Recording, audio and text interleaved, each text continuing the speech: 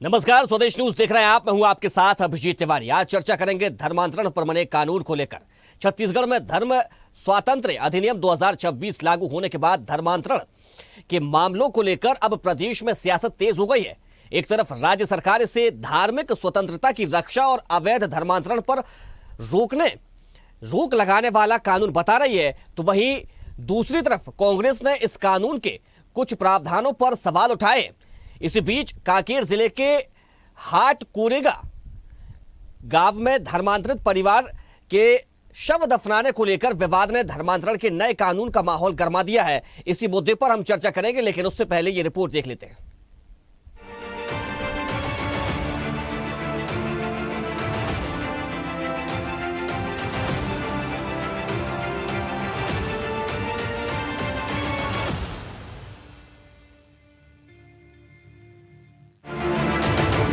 दरअसल छत्तीसगढ़ सरकार ने धर्म स्वातंत्र्य अधिनियम 2026 को 10 जुलाई से पूरे प्रदेश में लागू कर दिया है। नए कानून के तहत बल, लालच, प्रलोभन, दबाव या धोखाधड़ी के जरिए धर्म परिवर्तन कराने पर 7 से 10 साल तक की सजा और न्यूनतम 5 लाख रुपए जुर्माने का प्रावधान किया गया है। महिला, नाबालिग और अनुसूचित जाति, जनजाति या अन्य पिछड़ा वर्ग के लोगों के धर्मांतरण से जुड़े मामलों में सजा 10 से 20 साल तक हो सकती है। वहीं सामूहिक धर्मांतरण के मामलों में आजीवन कारावास और 25 लाख रुपए तक जुर्माने का प्रावधान रखा गया है। कानून के मुताबिक धर्म परिवर्तन से 60 दिन पहले संबंधित कलेक्टर को सूचना देना अनिवार्य होगा। सिर्फ धर्म परिवर्तन के उद्देश्य से की गई शादी को भी शून्य घोषित किया जा सकेगा। सरकार ने हर जिले में विशेष अदालतों के जरिए 6 महीने के भीतर मामलों की सुनवाई पूरी करने का लक्ष्य रखा है। गृह मंत्री विजय शर्मा ने कहा कि धर्म स्वातंत्र्य विधेयक का राजपत्र में प्रकाशन हो चुका है। अब इसके नियमों का भी प्रकाशन होगा। एक चरण पूरा हो चुका है और दूसरा चरण जल्द पूरा किया जाएगा। उस विषय पर अगर किसी ने आपत्ति की तो जांच होगी। जांच की पहले प्रक्रियाएं नहीं थी, अब प्रक्रियाएं निर्धारित हो गई हैं। और पहले सजा भी 1 वर्ष का था, अब तो कठोरतम सजाएं हैं। इस पे ये सबको ध्यान रखना पड़ेगा। इस पर आने वाले समय में ये पूर्ण कानून जब लागू हो जाएगा अपने एक्ट और रूल्स के आधार पर, तो इस तरह के खेल करने वालों को परेशानी होगी। उनको समझकर काम करना चाहिए। इधर कांकेर जिले के हाट कोंगरा गांव में धर्मांतरित परिवार के एक सदस्य के शव को दफनाने को लेकर विवाद सामने आया है।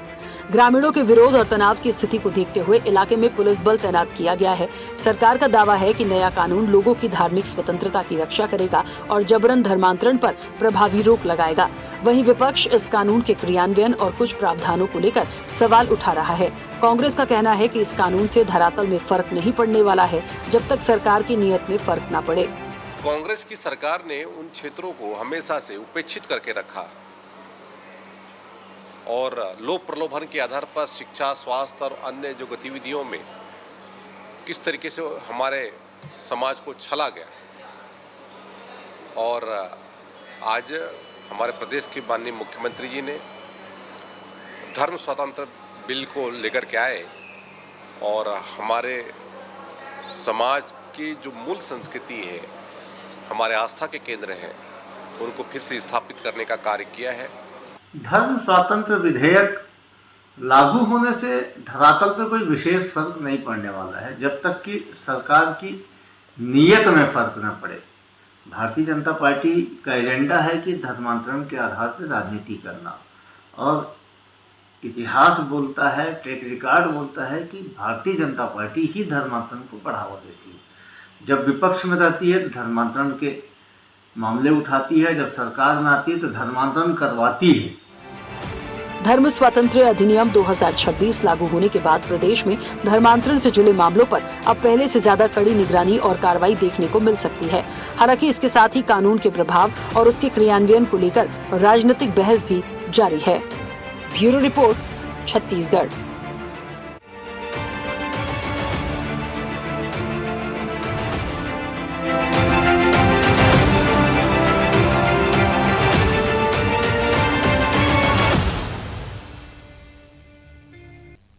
तो छत्तीसगढ़ में धर्म स्वातंत्र्य अधिनियम 2026 को लेकर सियासत गरमाई हुई है। इसी मुद्दे पर करेंगे चर्चा, लेकिन उससे पहले परिचय करवा देते अपने मेहमानों से। हमारे साथ भाजपा प्रवक्ता शताब्दी पांडे जी जुड़ गए, आपका बहुत स्वागत है। साथ ही कांग्रेस प्रवक्ता विनय शुक्ला जी हमारे साथ जुड़ गए, आपका भी बहुत स्वागत है। चर्चा की शुरुआत में विनय जी से करूंगा।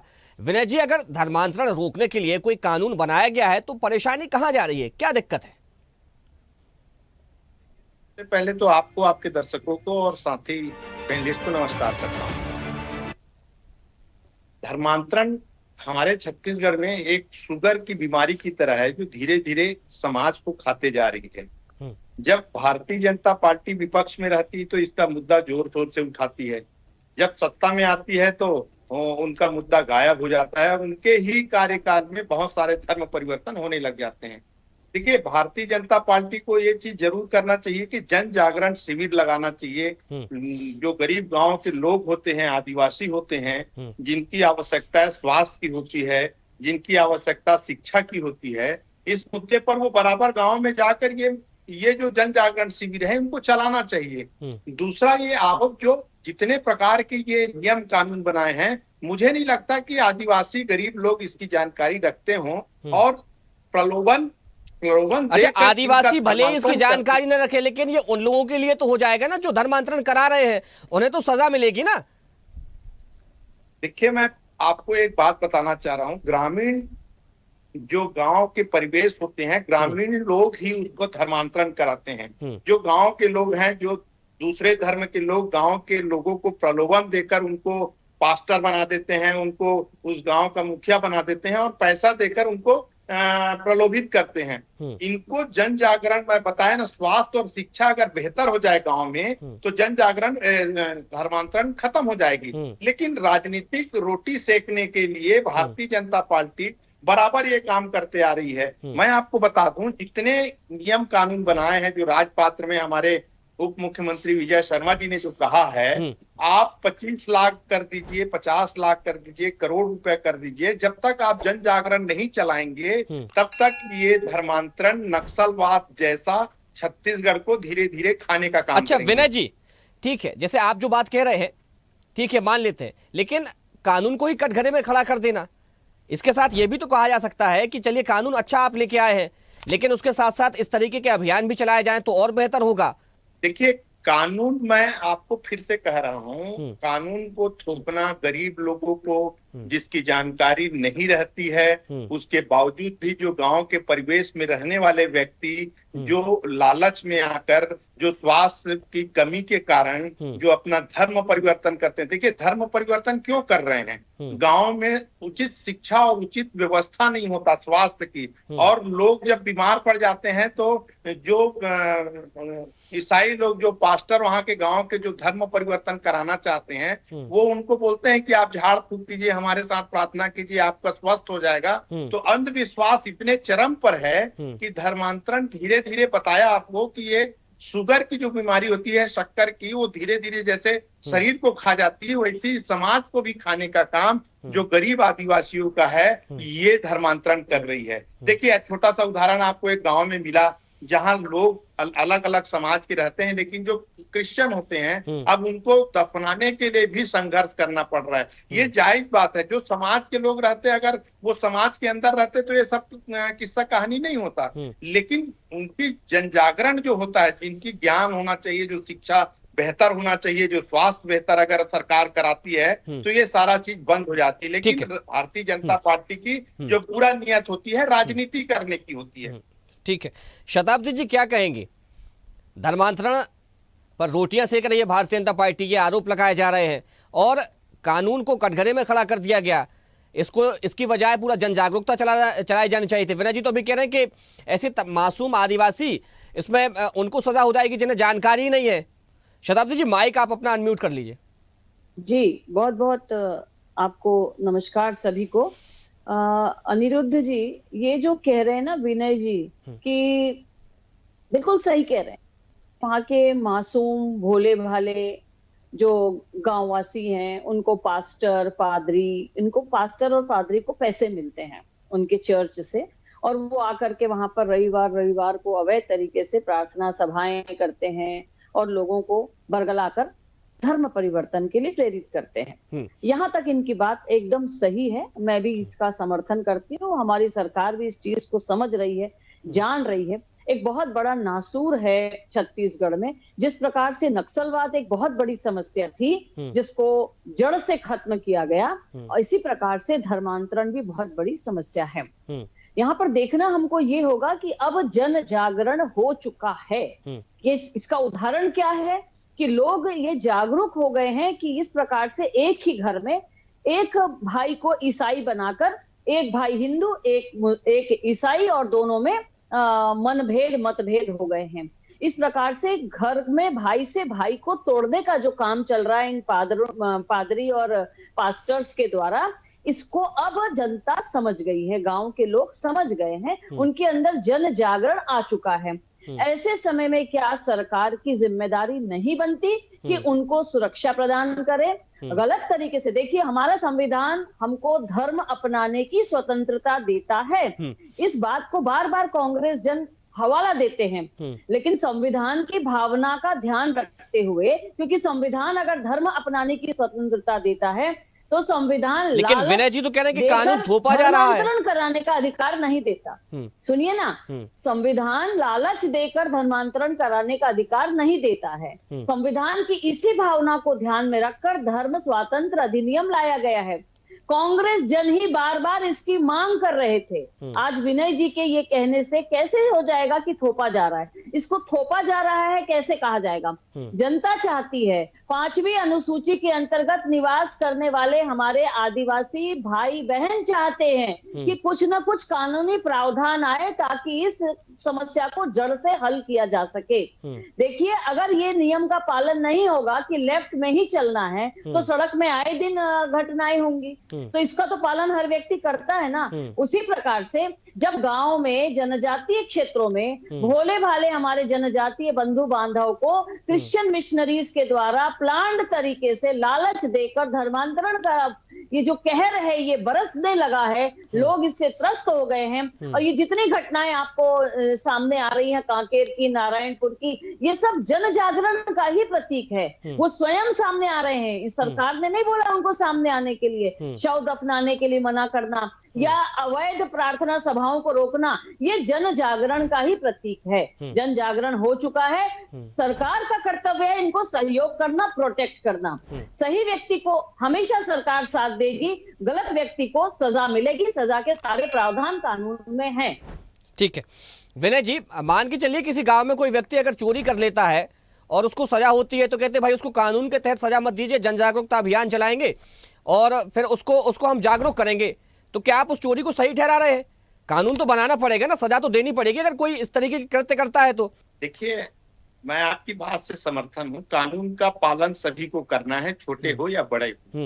लेकिन सवाल ये होता है कि हम अगर जन जागरण कर चुके हैं, देखिए जन जागरण करना मतलब सारे चीज की जानकारी रखना। अभी भी हम जब बस्तर इलाके में चले जाएं तो वहां पे भी जो आदिवासी हमारे जो जनता है, जो वहाँ के लोग हैं, गांव के लोग हैं, अब पूरे के पूरे गांव तो धर्मांतरण नहीं करते। उस गांव के कुछ लोग, जैसे अगर किसी गांव में 1000 लोग रहते हैं तो उसमें 70 से 75 धर्मांतरण करके आए हुए लोग रहते हैं। अब वो लोग अपने अपने घरों में एक समूह बनाकर प्रार्थना सभा में अपना प्रार्थना करते हैं, अपने जो स्वास्थ्य के बारे में चिंतन करते हैं उसके लिए करते हैं। तो वो जो बाहर के पास्टर लोग उनको आश्वस्त करते हैं, पैसा उसा दे के लालच में रखते हैं, वो लोग धीरे धीरे तो अब उन पास्टर्स को भी तो संदेश जाएगा ना। ये जो मिशनरियों का इतना बड़ा खेल चल रहा है और उनको जो फंडिंग हो रही है, जहां से फंडिंग आ रही है, तो उनको भी तो एक संदेश गया होगा ना, उन तक पहुंच गई होगी ये बात कि भाई अब अगर आप ऐसा करेंगे तो सजा हो जाएगी और अब छूटना मुश्किल हो जाएगा, जुर्माना भी देना पड़ेगा। तो डर तो उनमें भी होगा ना। अब देखिए, मेरी बात को आप रोक दिए। मैं ये कहना चाहता हूं कि आपने बहुत अच्छा डिबेट रखा है। लोगों को हम चाहते हैं कि छत्तीसगढ़ में धर्मांतरण खत्म हो जाए। हम बिल्कुल जीरो स्थिति में लाना चाहते हैं, क्योंकि हर समाज के लोग अपने अपने तरीके से खुश रहें, यही सरकार की उद्देश्य होना चाहिए। व्यक्तिगत अगर हम किसी एक समूह को अगर टारगेट करें तो ये गलत बात है। यहाँ सर्व समाज रहते हैं। लेकिन मेरा ये कहना है कि अगर गांव में, फिर से बता रहा हूँ, 1000 लोग हैं तो 75 लोग ही धर्मांतरण करते हैं। लेकिन वो धीरे धीरे क्या करते हैं, वो 1000 में गुनगुनाने लगते हैं, घर गांव में बात होने लग जाता है। अब स्थिति जैसे हमारी दीदी ने अच्छा चीज कहा कि अगर एक घर में एक व्यक्ति हिंदू धर्म का पालन करता है, उसका दूसरा भाई क्रिश्चियन धर्म का पालन करता है, तो जायज सी बात है अगर उनके घर में कोई शुभ काम हो या अशुभ काम हो तो वहां के जो परिवार होते हैं वो इकट्ठा होते हैं, और इकट्ठा होकर कुछ लोग इसको विवाद करते हैं कि हम इस समूह में नहीं जाएंगे, इस समुदाय में नहीं जाएंगे क्योंकि ये क्रिश्चियन समुदाय को मानते हैं। तो वहां पे स्थिति भ्रमित हो जाता है, और वहां से आजकल सोशल मीडिया बहुत क्लियर हो गया है, छोटी छोटी बातों को वीडियो अपलोड करके सोशल मीडिया में डाल दिया जाता है। इसी प्रकार आप गांव में जाकर जन जागरण शिविर चलाइए। मेरा कहना है कि अगर भारतीय जनता पार्टी स्कूलों में 8 मंत्रों का उच्चारण के लिए एक योजना बनाती है तो इसी तरह ये योजना बनाइए और बस्तर संभाग में पूरे वहां जाकर जन जागरण शिविर लगाइए, क्योंकि गांव के लोग ही धर्मांतरण करते हैं और ऐसा करने से सरकार की ही उपलब्धि होगी और समूह जो समाज बटा हुआ है वो समाज अपने अपनी जगह स्थिर हो जाएगी। हम विरोध नहीं करते, लेकिन आप अगर कानून बनाकर किसी को 60 दिन के अंदर अगर आपको धर्म परिवर्तन करना है तो कलेक्टर के पास आप 60 दिन का आवेदन दीजिए, तो वही हुआ ना कि 60 दिन क्यों, अगर धर्मांतरण रोकना है तो टोटल बंद कर दीजिए। आप जब नियम कानून बना रहे हो तो इतना स्ट्रिक्ट कर दीजिए कि लोग सोचने में मजबूर हो जाए कि हमको अपना धर्म परिवर्तन करना ही नहीं है। नहीं तो उसमें यह भी तो कहा जा रहा है ना कि अगर किसी को कोई प्रलोभन दे करके, बहला फुसला करके, बरगला करके इस तरीके से अगर कराएगा धर्मांतरण तब उस पर कार्रवाई की जाएगी। यदि वो खुद से स्वेच्छा से करना चाह रहा हो तब उसको 60 दिन पहले बताना होगा। देखिए मैं आपको फिर से बता दूं, जब गांव इलाके में अलग अलग छोटे छोटे घरों में जब ये प्रार्थना सभा होती है तो बहुत कम लोग को ये जानकारी हो पाती है ऊपर स्तर तक कि यहाँ पे धर्म परिवर्तन हो जाता है। जब विवाद की स्थिति आती है तब हमको पता चलता है कि इस गांव में 70 लोग कन्वर्ट हो चुके हैं। यही स्थिति पूरे छत्तीसगढ़ में हर गांव में होते जा रहे हैं। ठीक है, नहीं मैं मानता हूं, मैं आपकी बात से सहमत हूं। ठीक है, शताब्दी जी से जवाब लेता हूं। शताब्दी जी, अब आपको अपना तंत्र बड़ा सक्रिय करना पड़ेगा, क्योंकि किस घर में कहां पर धर्मांतरण हो रहा है ये विवाद की स्थिति होती है तभी पता चल पाता है। तो अब तंत्र को कितना सक्रिय किया जाएगा कि ऐसी गतिविधियों पर रोक लगाई जा सके? देखिए, सबसे पहले तो कांग्रेस के प्रवक्ता महोदय ने जो कहा कि स्कूलों में आप मंत्र सिखा रहे हैं तो किसी एक धर्म का ही आप ध्यान दे रहे हैं, दूसरे का नहीं दे रहे हैं, ये सब इनकी तुष्टीकरण की जो नीति है कांग्रेस की, उसके तहत इसकी बात कही उन्होंने। मैंने नोट कर लिया था इसलिए मैंने ये बात आपके सामने रखी। दूसरा ये है कि कांग्रेस तय करे कि वो लालच देकर धर्मांतरण करने वाले लोगों के साथ खड़ी है या गरीब आदिवासी उन लोगों के साथ खड़ी है जो इस धर्मांतरण के कुचक्र में फंस रहे हैं और सामाजिक वैमनस्यता फैल रही है हमारी 5वीं अनुसूची क्षेत्र में। ये 2 बातें आपके सामने रखना चाह रही थी। तीसरी सबसे बड़ी बात कि कांग्रेस के शासनकाल में बड़े पैमाने में ऐसी शिकायतें आती रही बस्तर क्षेत्र से, सरगुजा क्षेत्र से, लेकिन कांग्रेस की तरफ से कोई भी प्रभावी कदम उठाए नहीं गए, कोई कानून नहीं बनाया गया, किसी प्रकार का कोई कदम नहीं उठाया गया। शिकायत करने वालों पर ही उल्टा कार्रवाई कर दी गई। अब प्रश्न आता है कि धर्म स्वातंत्र अधिनियम को लागू करने के पहले आपने जन जागरण किया कि नहीं, गांव में जागरूकता लाए कि नहीं? निश्चित रूप से अनिरुद्ध जी, जब कोई कानून बनता है तो उसका पहले तो राजपत्र में प्रकाशन होता है, उसके पूर्व राज्यपाल जी से वो शताब्दी जी, मैं आपको थोड़ा सा करेक्ट कर दूं, नाम मेरा अभिजीत है। पारित होता है। ओ सॉरी, मेरे को यहाँ से पढ़ने में बहुत छोटा सा दिखा। अभिजीत जी, तो ये मैं कहूंगी कि ये जो कानून बनता है विधानसभा से पारित होने के बाद, राज्यपाल जी से मोहर लगने के बाद राजपत्र में प्रकाशित होता है और उसके बाद उसके रूल्स बनते हैं। रूल्स बन चुके हैं, 10 जुलाई से लागू हो गए हैं। रूल्स में हर चीज बारीकी से दी गई है। अब ये जो रूल्स बन गए हैं इसके बारे में जो स्टेक होल्डर्स हैं जो इसका पालन करेंगे, इनके साथ सेंसिटाइजेशन वर्कशॉप्स होती हैं। कोई भी कानून किसी राज्य में बनता है तो आज मैं इसलिए इस बारीकी से आपके साथ बात कर पा रही हूँ क्योंकि एक कानून हमने बनाया था, टोनही प्रताड़ना निवारण अधिनियम, और उस समय में महिला आयोग की सदस्य थी। हमने कानून पारित होने के बाद जन जागरूकता के बहुत से वर्कशॉप्स किए। तो निश्चित रूप से इस अधिनियम के तहत भी स्टेक होल्डर्स के साथ जो इसका पालन करेंगे, पुलिस के अधिकारी होंगे, पंचायत प्रतिनिधि होंगे, इन सब के साथ इसको लेकर के सेंसिटाइजेशन वर्कशॉप होंगी और उसके साथ ही इसके सारे जितने प्रावधान है उनको बता दिया जाएगा। लेकिन इसके साथ ही सोशल मीडिया ने, आप सब ने, मीडिया ने इतना इसको सरल कर दिया है कि इसके सारे प्रावधान आए दिन मीडिया में आ रहे हैं, गांव-गांव तक पहुंच रहे हैं। तो निश्चित रूप से विनय जी का यह जो सुझाव है ये स्वागतनीय है, लेकिन कांग्रेस को यह तय करना पड़ेगा कि वो किसके साथ खड़े हैं। वो सरकार के साथ हैं, वो आदिवासी और गरीब जन के साथ हैं, या धर्मांतरण करने वाले, लालच देकर धर्मांतरण करने वाले लोगों के साथ हैं। बताइए। इसलिए कानून जो पारित हुआ है उसके साथ तो हमको रहना ही पड़ेगा। ठीक है, बताइए विनय जी।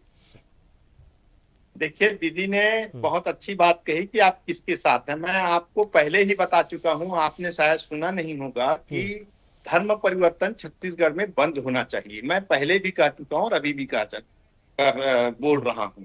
दूसरी बात, सरकार को जिस स्थिति में, देखिए सरकार भारतीय जनता पार्टी की है। आप हर वक्त हर चीज में आप कांग्रेस की कमियां गिनाने लग जाती है, आप लग जाते हो, सॉरी, आप मेरे से बड़े हैं, लग जाते हैं। वो कमी कांग्रेस की नहीं है। देखिए, हम जनता के साथ खड़े हैं। जनता के हर एक मुद्दा जो सरकार उनके विरुद्ध में है, जनता के हित में नहीं काम करने वाली सरकार के साथ हम खड़े हुए हैं। देखिए, जनता की समस्या, जनता की मांग को लेकर हम बराबर आपके पास, आपको आईना दिखाने के लिए खड़े रहेंगे, क्योंकि वर्तमान समय में हम विपक्ष में बैठे हैं। आपने आरोप लगाया कि हमारी सरकार के समय खूब धर्म परिवर्तन हुए। ये आरोप सिर्फ आप 5 साल लगाते रह गए, लेकिन आप कहीं पे भी सिद्ध नहीं कर पाए। जब आपकी सरकार आई तो उसको भुलाकर, आपकी जब सरकार आई तो उसको भुलाकर आप राजनीति करने लग गए। देखिए, जितने पैसे, जी जवाब ले लेते हैं। शताब्दी जी क्या कहेंगे? सिर्फ आरोप लगाए गए? नहीं अभिजीत जी, इनकी बात बिल्कुल गलत है, क्योंकि कांग्रेस सरकार के समय नारायणपुर की बहुत बड़ी घटना है जिसमें 100 से अधिक हमारे जो कार्यकर्ता, जो ग्रामीण जन वहां गए थे इसकी शिकायत करने, उनके खिलाफ कार्रवाई की गई थी। कुनकुरी का मामला है, उसमें भी जो शिकायत करने गए थे धर्मांतरण के खिलाफ, उन पर कार्रवाई की गई थी कांग्रेस के शासनकाल में। कांग्रेस के शासनकाल में एक भी कार्रवाई धर्मांतरण करने वालों पर नहीं हुई थी। और भारतीय जनता पार्टी की सरकार आने के बाद क्यों हमारे जनजाति क्षेत्र के लोगों में जनजागरूकता, ठीक है, यानी कि भारतीय जनता पार्टी के आने के बाद धर्मांतरण पर नकेल कसी गई और कानून भी लाया गया। समय हो गया, इस चर्चा को यही विराम देना पड़ेगा। हमारे साथ जुड़ने के लिए शताब्दी जी आपका बहुत शुक्रिया, और विनय जी आपका भी बहुत धन्यवाद। तो छत्तीसगढ़ में धर्मांतरण का मुद्दा गूंज रहा है। धर्मांतरण को लेकर बाकायदा एक कानून लाया गया है और इसको लेकर अब बहस चढ़ गई है कि कानून लाने की बजाय जन जागरूकता अभियान चलाने चाहिए थे। ऐसे सुदूर क्षेत्रों में सरकार पहुंचती, वहां पर बताती और फिर उसके बाद ये कानून लाना चाहिए था। हालांकि भारतीय जनता पार्टी इस कानून को बता रही और सही बता रही और कह रही है कि अब इससे धर्मांतरण पर नकेल कसी जाएगी और धर्मांतरण के जो मामले आते थे अब उन पर रोक लगेगी। और इसी के साथ इस चर्चा में फिलहाल इतना ही। देखते रहिए स्वदेश न्यूज, सबसे पहले देश। देखते रहिए स्वदेश न्यूज। अगर आप इस वीडियो को सोशल मीडिया हैंडल फेसबुक या इंस्टाग्राम पर देख रहे हैं तो हमें फॉलो करें। अगर यूट्यूब पर देख रहे हैं तो सब्सक्राइब करें और बेल आइकन दबाना ना भूलें।